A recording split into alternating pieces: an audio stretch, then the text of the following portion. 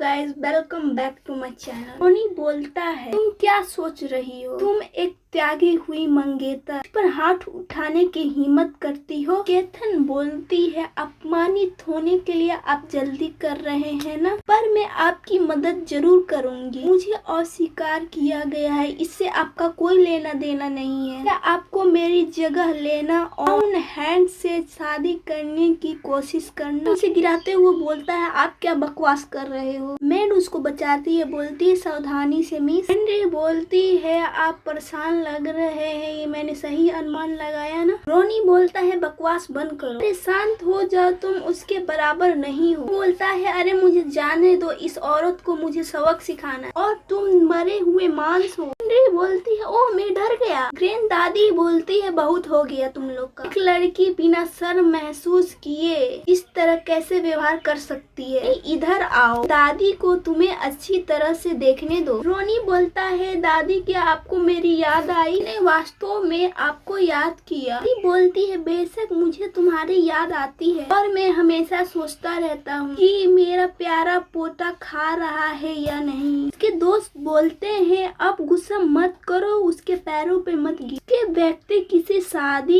के बाद कोई न कोई उसके साथ ऐसा व्यवहार करेगा। बोलता है, हाँ हम इंतजार कर सकते हैं और शो देख सकते हैं। मेड से बोलती है, जाओ गिफ्ट को दूर रखो। मेड बोलती है, क्षमा करे, ऐसा मेरा कोई इरादा नहीं था। नहीं, मिस को अब सचमुच डांट पड़ेगी। दादी केथन को डांटते हुए बोलती है, आपने जो कुछ भी किया उसको देखकर मुझे खुशी नहीं हुई। क्या आप ये जानबूझकर कर रही थी? और बेकार, इसमें कोई आश्चर्य नहीं था। आपको छोड़ दिया गया, मुझे ब्रेकअप से क्या लेना देना है? मैंने उसे हैसले लड़के को नहीं देखा है। नहीं बोलता है, आपको एकमात्र भूमिका विवाह करना था और परिवार को लाभ पहुंचाना था। अब आपको छोड़ दिया गया है, क्या इसका मतलब यह है कि आप बेकार हैं? मैं आपकी मदद कर सकता हूँ। युवा मास्टर विका के पति सर कैथरी एक नई पत्नी की तलाश कर रहे हैं। भले ही आपको छोड़ दिया गया हो आपके रूप के साथ, और हमारा कैथरी आपको टेस्ट लेना चाहता है। एंडी रोनी को एक थप्पड़ मारती है और बोलती, तुम किस बारे में चिल्ला रहे हो और तुम कौन होते हो मुझे जज करने वाले? दादी बोलती है, कैंसी वंश के खिलाफ आपको हाथ उठाने की कैसे हिम्मत हुई? रोनी की माँ बोलती है, तुम दादी को परेशान करना बंद करो, अपने चचेरे भाई जोनान से माफी मांगो। एंड्रे बोलती है, मानो क्या तुमने सुना उसने मुझे क्या कहा? मुझे और उसे मारना है। हालांकि मैंने कभी ये उम्मीद नहीं की थी तुम मेरे लिए ये बोलोगे, लेकिन मेरा दिल तोड़ने की जरूरत नहीं थी। दादी कैथन को बोलती, लगता है कि आप विद्रोह करने की कोशिश कर रहे हैं। उसे एक डंडा लगाती है, ये कौन है? क्या आप ठीक है?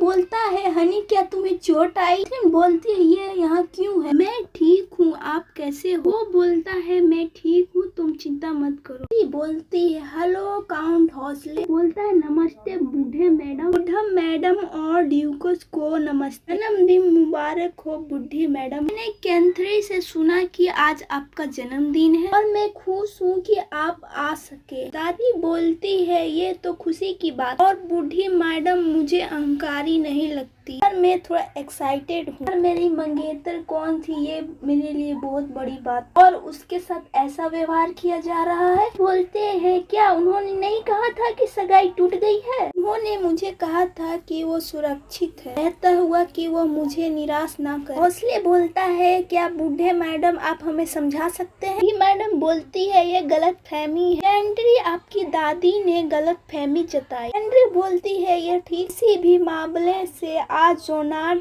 के दुख को कम नहीं किया जा सकता। रोनी की माँ बोलती है, हाँ गलत फहमी दूर हो गई। क्या माँ आप थोड़ा देर आराम कर सकते हैं? रोनी बोलता है, तो काउंट हौसले अभी भी मेरे बहन के बहनोई है। एंड्री बोलती है, चले जाओ, जब हम घर पहुँचेंगे तो मैं इसे निपट लूंगी। वो बोलता है, इसमें बड़ी बात क्या है? तो वर्षों से दादी के पक्ष में आया हूँ। आखिरकार उनकी नजर में एक लड़की का मार्थ में उपयोग परिवार के लिए लाभ उठाना और शादी करना है, की तुलना उन लड़कों से नहीं की जा सकती। तो वंश को आगे बढ़ाते हैं। मिस याद कीजिए, क्यों? सिर्फ इसलिए कि मैं एक लड़की हूँ, लेकिन मैं उन लड़कों से ज्यादा बुरी नहीं हूँ। ऐसे कई चीजें हैं जो मैं उससे भी बेहतर कर सकता हूँ। मेरा इरादा बड़ों से मिलने आना था, और जैसे ही मैं अंदर आया मैंने देखा कि आप पर हमला होने वाला। कैंड्री बोलती है अपने मन में, हद तक कि उसने डंडा से मारते हुए देखा, तब भी उसने मेरी मदद और मेरे लिए खड़ा रहा। मैंने देखा वो बैट आप पर गिरने वाला है तो मेरा दिल लगभग रुक चुका था। मुझे खुशी है कि तुम ठीक हो, वरना मेरा दिल टूट जाता। कैंड्री बोलती है, आप बहुत बढ़ा चढ़ा के बोल रहे हैं, बहुत चिकड़ी चुपड़ी बातें करते हैं। वो बोलता है, मेरी पत्नी की मुस्कान बहुत सुंदर है। यह काम नहीं चलेगा, मुझे उसे सबक सिखाना होगा, और मैं देखना चाहता हूँ कौन आप पर मजाक उड़ाने की कोशिश कर रहा था। कैंड्री बोलती है, आप क्या करने की कोशिश कर रहे हैं? लापरवाही से काम ना करें। वो बोलता है, चिंता मत करो, मैं अपनी सीमाएं जानता हूँ। जब आप केवल अपनी पत्नी के बारे में जिक्र करते हैं तो आपको सीमाओं के बारे में बात करने का क्या अधिकार है? उसका हाथ पकड़ लेता है, और आखिरकार हमारी सगाई टूट रही है। मुझे अपने परिवार के साथ ज्यादा उलझने की जरूरत नहीं है। क्या तुम हमारे परिचय नहीं कराओगे? आपके परिवार में मेरा परिवार है, और अब से हमको मिलकर काम करना चाहिए। बोलती है, ये मेरे मंगेतर जोलन हेलन है, और ये मेरा चचेरा भाई है। चचेरा भाई जोलन कैथन है। मैं जोलन में आपके साथ मिलकर काम करना चाहता हूँ। जोलन हेलन हूँ। वो बोलता है, हेलो काउंट हेलन। बोलता है, आप मुझे बस जोलन हैन कह सकते हैं। बोलता है, उफ मेरा हाथ, कुछ गलत है जोलन। ओ मेरा हाथ दर्द कर रहा है। ओ क्षमा करे, क्या मैं बहुत कठोर था? ओ मुझे माफ करे, मैंने अपने ताकत पर नियंत्रण नहीं रखा। युद्ध के मैदान में दुश्मनों से निपटने के लिए आदी हूँ, उससे बातचीत करने का नहीं। बोलता है, नहीं कोई बात नहीं, मैं समझ गया। सचमुच खेद, शायद आपको डॉक्टर से मिलना चाहिए। यदि आपको हड्डी में चोट लग गई तो ये बहुत बुरा होगा। वो बोलता है, अच्छा मैं चलता हूँ। काउंट हॉलन का अच्छा से मनोरंजन करे। पहला वाला दोस्त बोलता है, मैं जाकर देखता हूँ कि जोलन ठीक है। दूसरा बोलता है, मैं भी जाऊंगा। बोलता है, मैं भी आता हूँ। रानी, मैंने कैसा किया? बोलती है, बुरा नहीं था, मैं बहुत खुश हूँ। इधर उधर देखता है, बोलता है, चलो मेरे साथ चलो हनी। वो बोलती है, क्या गलत है? जोलन उससे गले मिलते हुए बोलता है, हनी चूंकि मैंने इतना अच्छा किया तो क्या मुझे कोई इनाम मिलेगा? वो बोलती है, आप किस प्रकार का इनाम चाहते हैं? मेरे हनी का एक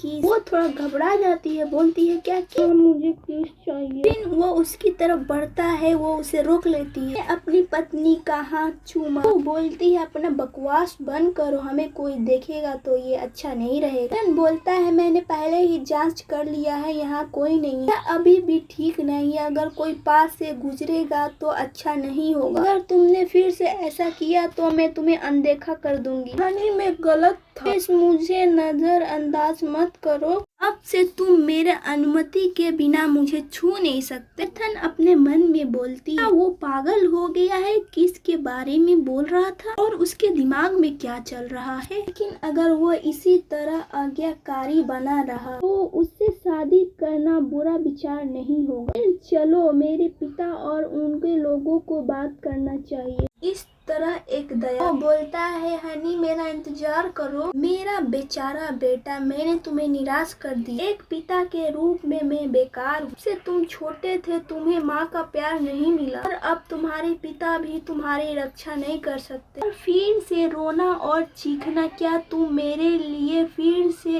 एक मुसीबत खड़ा कर रहे हो? बोलती है, नमस्ते पिताजी। हॉलैंड भी बोलता है, नमस्ते पिताजी। बोलते हैं, नमस्ते काउंट हेलन, और मुझे खुशी हुई कि आज मेरे माँ के जन्मदिन पे आप आए। हॉलैंड बोलता है, कैंड्री मेरे मंगेतर है, उसकी दादी मेरी दादी है, इसलिए मुझे यहाँ होना चाहिए। उसके पिताजी बोलते हैं, इस शादी को रखने के लिए आपका धन्यवाद। कैंड्री बोलती है, ठीक है पिताजी, आप चिंता मत करो। हॉलैंड बोलता है, भाई तुमको मेरे साथ न्याय करना होगा। देखिए कैंड्री कैसी कर रही है, उसने मुझे पीटा और उसको महिलाओं जैसा कोई भी गुण नहीं नहीं है उसके पास। अंकल, पिता बोलते हैं कैंडी ये क्या है? बोलता है वो मैथ। बोलती है इससे दूर रहो, ये पारिवारिक मामला है। गाइस अगले वीडियो में मिलते हैं।